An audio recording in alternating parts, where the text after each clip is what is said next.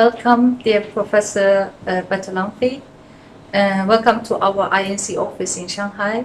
May I ask you some questions? Of course, please. What is the international standard treatment for gliomas? Do you think all glioma patients should have surgery? What is the purpose of the surgery? Well, your first question already gives me a problem because gliomas is a very heterogeneous group of brain tumors that we can find in the population of all countries over the world. And glioma, the term glioma comprises really a big number of various kinds of tumors. So if we start to talk about standard therapy, I can just give a general overview. So in general, we always try first to reduce the volume of the tumor by operation. And reducing the volume of the tumor can be between, let's say, a few percent up to 100% removal. This depends on various factors. It depends on the exact location of the tumor, its size, and its vascularity, and the other factors also. In general, we try to always reduce the volume, but I cannot say that all patients should have surgery. In some exceptions, we do not prefer surgery in the beginning. We would rather use other therapies such as chemotherapy, for example, or radiotherapy. And you asked also about the purpose of the surgery. Yes. Well, the main purpose, we want or we will try to heal our patients if we can. In glioma, we can, but definitely not in all patients. This is very difficult. And since we have so various kinds of gliomas, we have benign, we see benign tumors, yes. We see malignant tumors, yes. We can not heal all the patients. In many instances, especially in low-grade gliomas, we really can achieve healing. We talk about healing if a patient is 25 years after the treatment without tumor recurrence. This is then we define this as a healing. We can be more modest sometimes and achieve maybe less years, but still we can help many patients. Okay, thank you very much. So, second question is, can gliomas in functional area, such as in brainstem, thalamus, campus callosum, and spinal cord, be operated on? What is the rate of surgical resection? The first question, yes. Even gliomas in functional areas can be operated on, and the rate of surgical resection is very much depending on the location of the tumor and on the type of the tumor. To put it very simple, as I said, we have a complex topic here, and I try to put it now in a very simple, understandable way. Yeah. To make it very simple, we have basically two types of gliomas in terms of the so-called invasiveness of the central nervous tissue, which is our brain or our spinal cord. The focal type means that the tumor is rather compact and most of the time has a more or less well-defined border to the normal tissue. The diffuse tumors are scattered inside the brain or spinal cord. They have no clear-cut border. In such cases, of course, we cannot achieve a very high rate. So the rate of resection varies between, let's say, few percent and 100%. Okay, thank you. What are the common complications of post-operative brainstem gliomas? How to avoid them?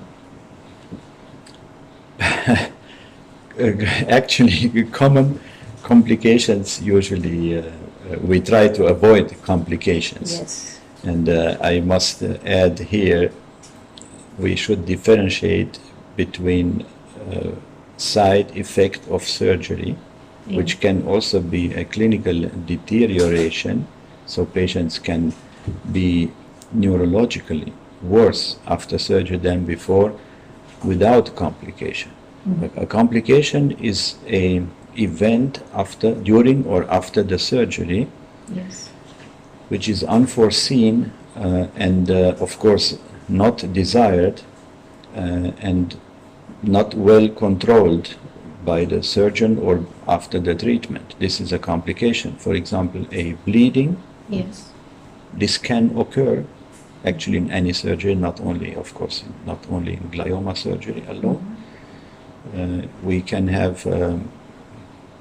blood coagulation problems which are not directly related to the tumor. This can also happen.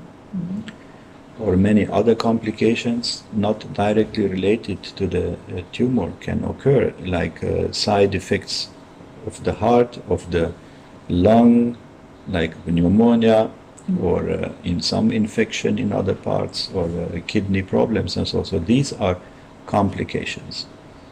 But neurological side effects after brainstem surgery is if a patient will experience a worsening, so a deterioration after surgery, which is expected because we operate in a very functional area of the brain, so where the function is sometimes defined in an area of very few millimeters only.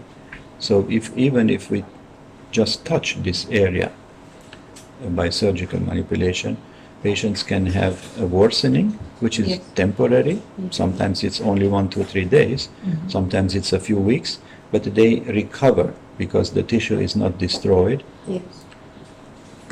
A certain area of the brain can, let's say, fall asleep for a while. It's not functioning well. And so this is a side effect, and it's not a complication. So you mean with a better technique or better way to operate, you can avoid much more of this? Well, we have many ways to avoid complications. First of all, the surgeon and the surgical team, also the anesthesia and the nurses and all the treating team, should be aware about the possible complications, and the list is very long. Possible complications we know by experience. We know it by personal experience or by reading articles and books. So we share the experience with other people. We learn also from our colleagues who had bad experience with complications. So we know which complications can occur. And the next step is to think about why a complication has occurred in the past. Did the surgeon or the anesthetist or anybody else make a mistake, or did they do everything correct, but still the complication occurred due to some other reasons? So we should know the reasons. And what we can do in surgery, we have technical tools that help us avoid complications. For example, we have the way of monitoring our brain function, even directly. Directly means that we can do a so-called awake surgery when the patient is just sleeping while we are doing the craniotomy, which means to open the head and take out a piece of bone to reach the brain. But then patients can be let wake up, and patients can interact with a neurologist, for example. So we can test the function. We do this particularly to test the speech function. If a tumor is on the left side, our speech area is in this region, and if a glioma is in this region, we can do such kind of tests. In other tests is so-called electrophysiological monitoring, which is very helpful during the anesthesia. So the patient itself is not conscious, will not wake up during surgery, is sleeping, but we still can we can measure the function by electrical stimulation. And another method is how to avoid complications by the so-called intraoperative imaging. That means we can do the surgery to a certain degree and then stop the surgery for a moment. We can turn the patient into a MRI device in the operating room, see how much tumor is left or how dangerous it would be to continue the surgery in a certain area of the brain. So this is a brief description. We have many other ways also. Yes, thank you very much. So for glioma patients, what is the best time to take a surgery? What is your suggestion? Again, this is a general question, and generally I would answer the earlier the better. Why? Because gliomas actually never stop growing from alone. Gliomas occur, for example, due to some genetic alterations in the brain, and then they will continue, but they do not stop growing by themselves. So waiting will allow the tumor to get bigger and bigger. So basically operating early is very important because in the beginning we might see a tumor that is rather small, and we have a good possibility of tumor removal. If the tumor is already very big and has not only invaded some brain areas but also destroyed already brain tissue, then still surgery is possible, but the result will not be the same as in smaller tumors. Okay, thank you.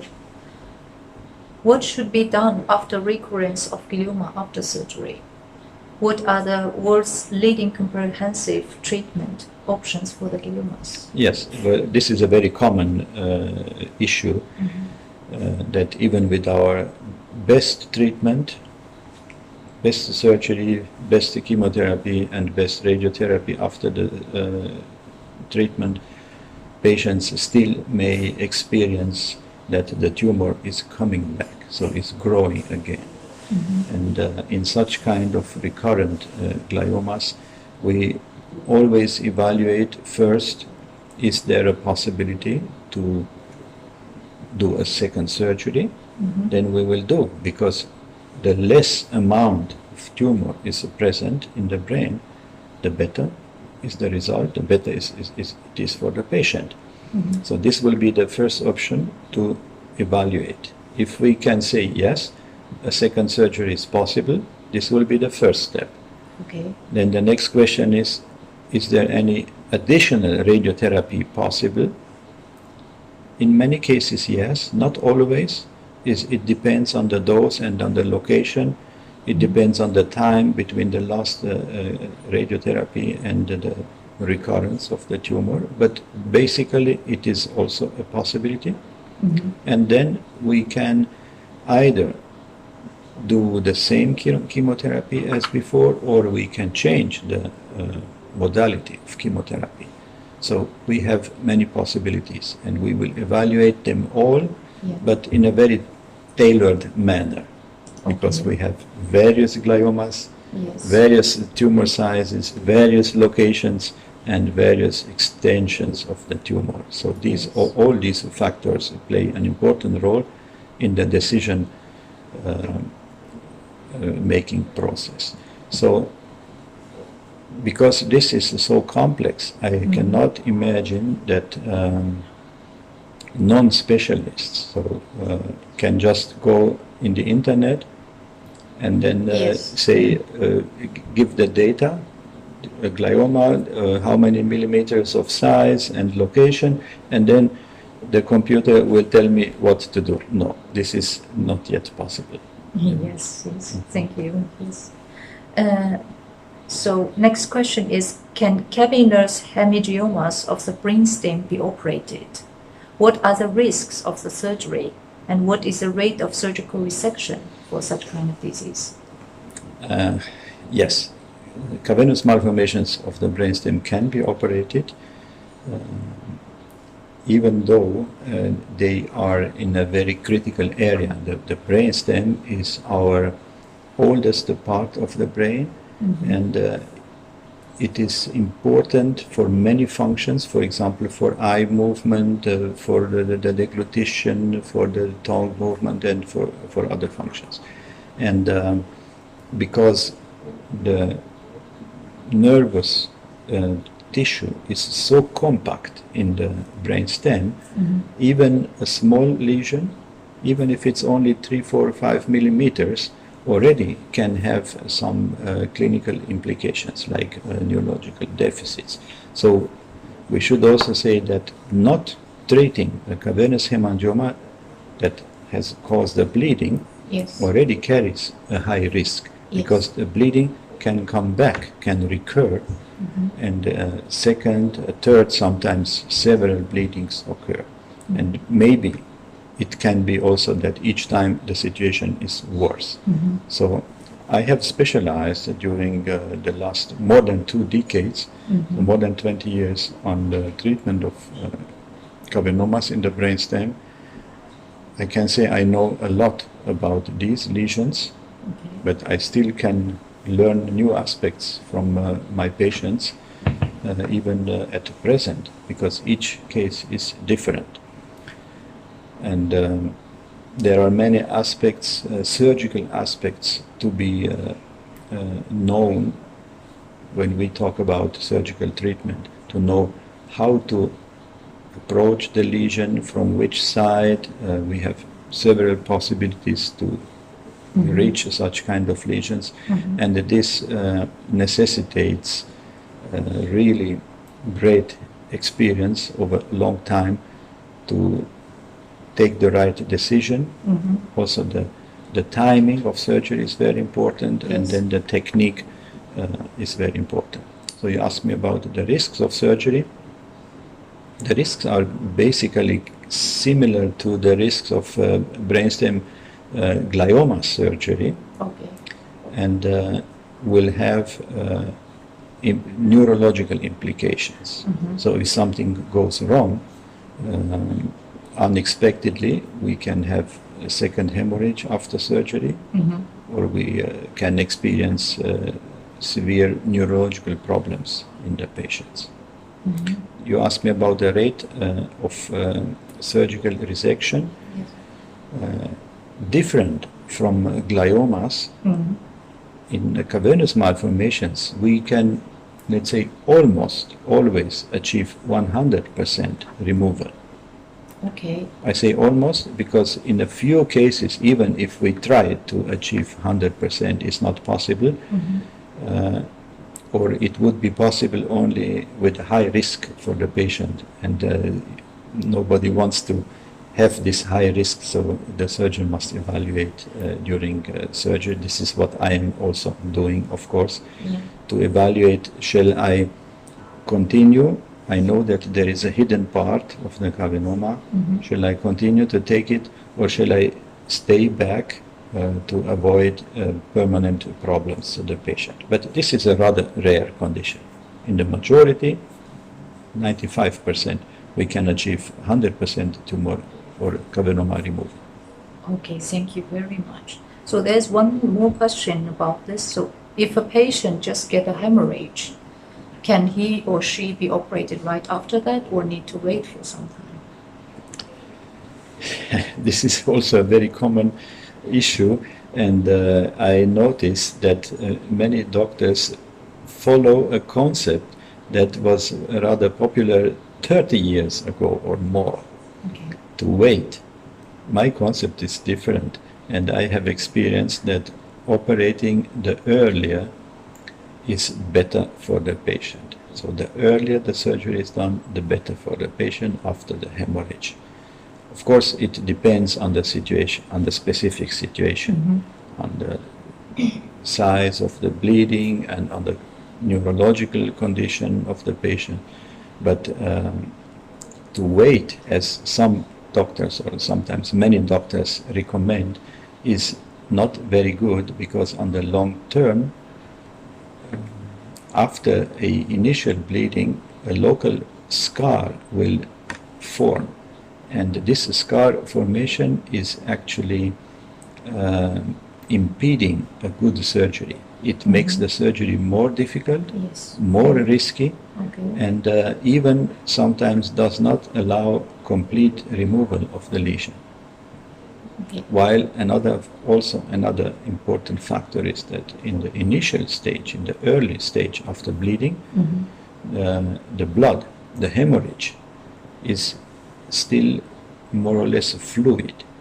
So when we open the brainstem in the hemorrhage area, the blood can be washed out, and this is very helpful during surgery. Later on, if we wait some weeks, the blood will coagulate and will become more rigid and more difficult to be removed.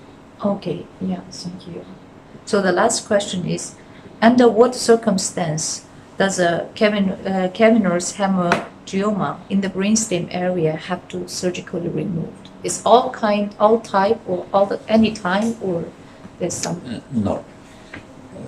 In many instances, patients receive a MRI examination because of sometimes a minor accident. Yes. They have they fall by bicycle or something, by doing some sports. Yes. And then doctors recommend you should have an MRI examination. And then during the MRI examination, sometimes we can find patients with a cavernous malformation Yes. in any part of the brain, even in the brainstem. Yes.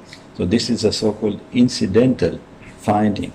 And then examining the patient and also listening to his history, we can find out that such patients may never have experienced any symptom from the cavernoma. Okay. In such cases, we usually do not operate, because these cavernomas can be silent over 10 years, over 20 years. I know one patient that has a cavernoma now almost 30 years. Okay. He had one bleeding almost 30 years ago, and since then had never a second bleeding. So these cavernomas can be silent. We would not operate, but we operate, or I recommend all patients that have a hemorrhage and neurological problems or severe symptoms, Yes. and maybe a second hemorrhage and maybe a third hemorrhage. All these patients should undergo surgery. Okay. Yeah, thank you very much for all your answers, and thank you very much for your time. You're welcome. Thank you. Thank you.